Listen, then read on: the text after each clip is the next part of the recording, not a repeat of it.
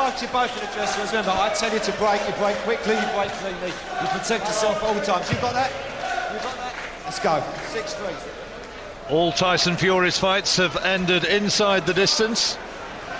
And he's got that English title fight, a 10-rounder coming up against John McDermott, which is being scheduled for a date in September. What can he do tonight against Aleksandrs Selezens? No danger about mistaking who's who. Fury slightly the larger man.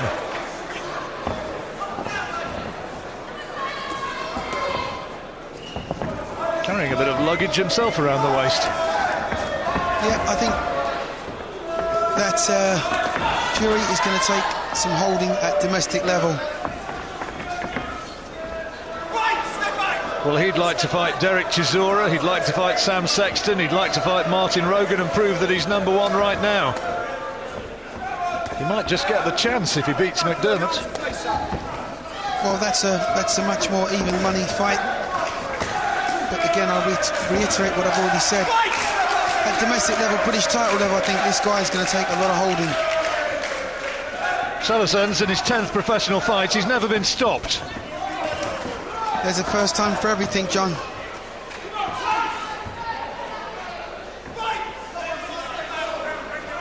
He's fought in Ireland, in Finland, in Germany, in Poland.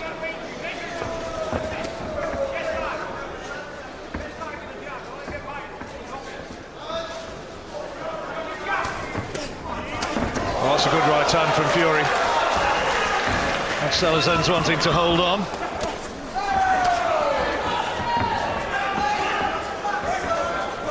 Fairly unedifying sort of exchanges at the moment. Selezens hell-bent on giving it a bit of an octopus approach and holding at every opportunity. Yeah, he's doing a good job right now of just spoiling what Fury's trying to do.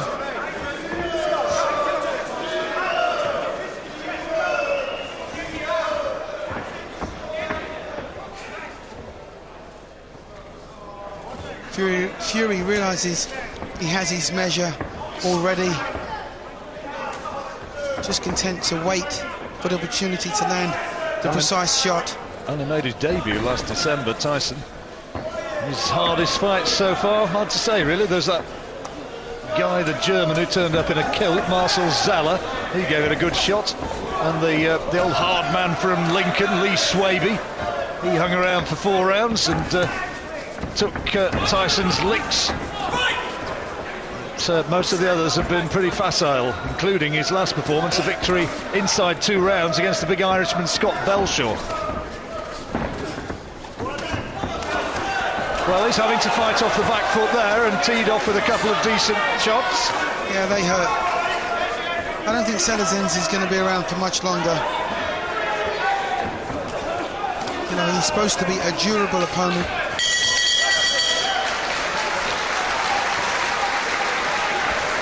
Let's see what Hughie Fury, Uncle Hughie, is saying to Tyson. Listen, you're letting him get close to you when you don't need to.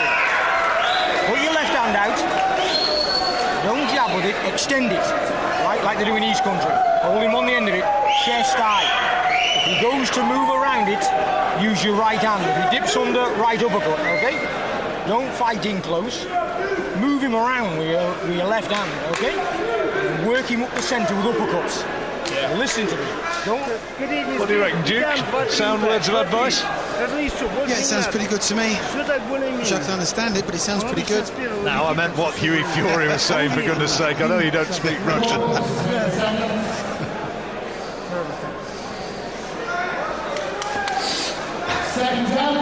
A small snapshot for you at home as to what it's like working with this guy.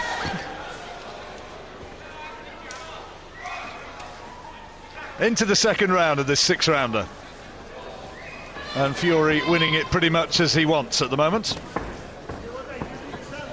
He's been told to hold that jab out in Klitschko fashion and just snake it out, as he is doing now.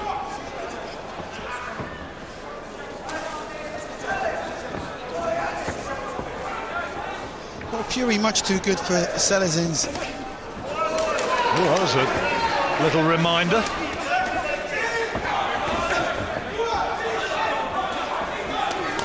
The exercise of this fight will be to see if this guy can take Fury a few rounds,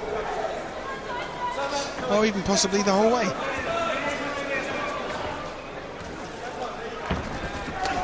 Strange things can happen in boxing, Duke. It only takes one shot.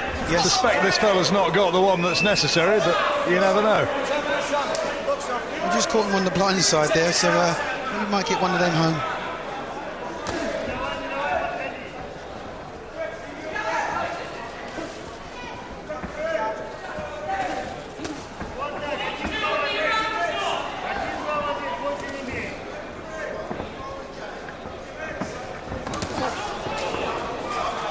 Selezens is quite happy to have a big swing, isn't he?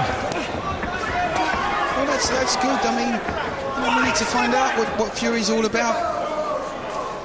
You know, it's good that he hasn't already visited the canvas. He's still standing, he's still trying. He isn't any Charles Atlas, but you know, he's got some heart and a bit of determination.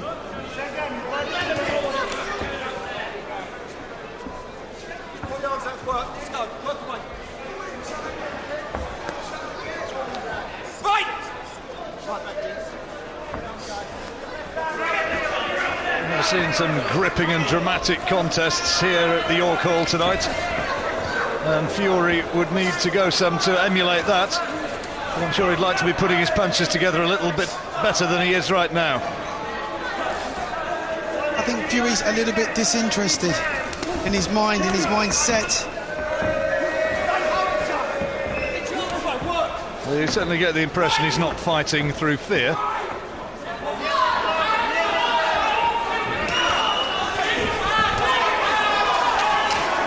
Trying to go to work to the body and bring up one or two uppercuts, and suddenly Selezens looks a bit unsteady as we reach the final seconds of this second round.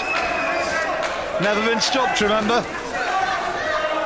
but they've talked in grandiose terms about Fury being a man for a very much higher level than this, and he'll look to be wanting to get this slightly roly-poly heavyweight from the Baltic out of this fight before too much further.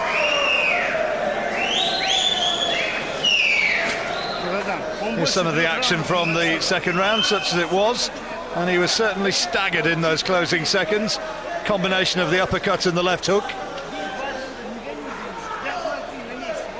Well, you know, you would expect Tyson to start delivering more uppercuts with the much shorter of opponent who was technically very, very limited. Do you understand what? Do you understand that? Right? Don't maul. If he presses against you, step around. Okay? Try and use some angles on him and tee off or pick up, trick him on the side of the head and everything. Okay? Pick him, but use your jab after you finish to keep him out. Okay? Try turning southpaw, see if you can handle that. Round 3. Into the third of a six-rounder.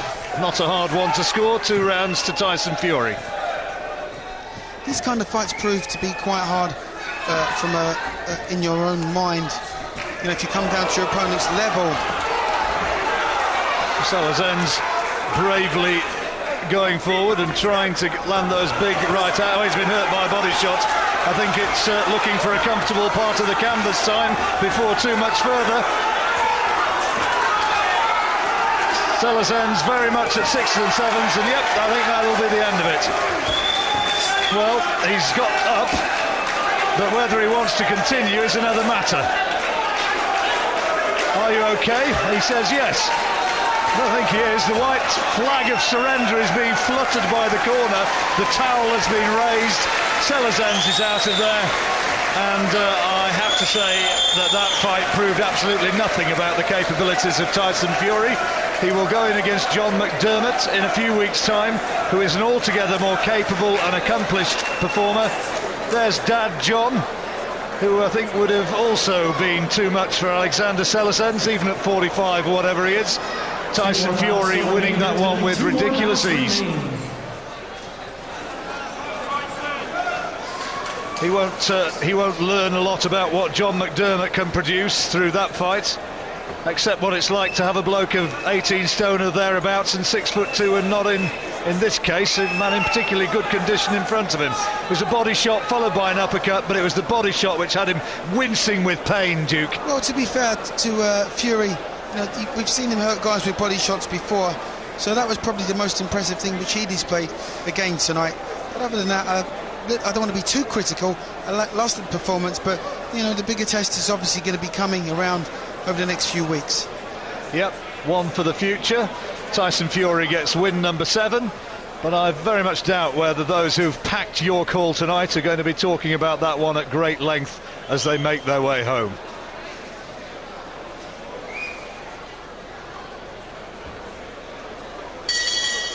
Ladies and gentlemen, here is the official time. 48 seconds of round number 3. Our referee in charge, Mark Green, stops the contest. Your winner and still undefeated, Tyson Fury. Still undefeated. I think it's fair to say he will have very much sterner tests ahead than that one, Jim.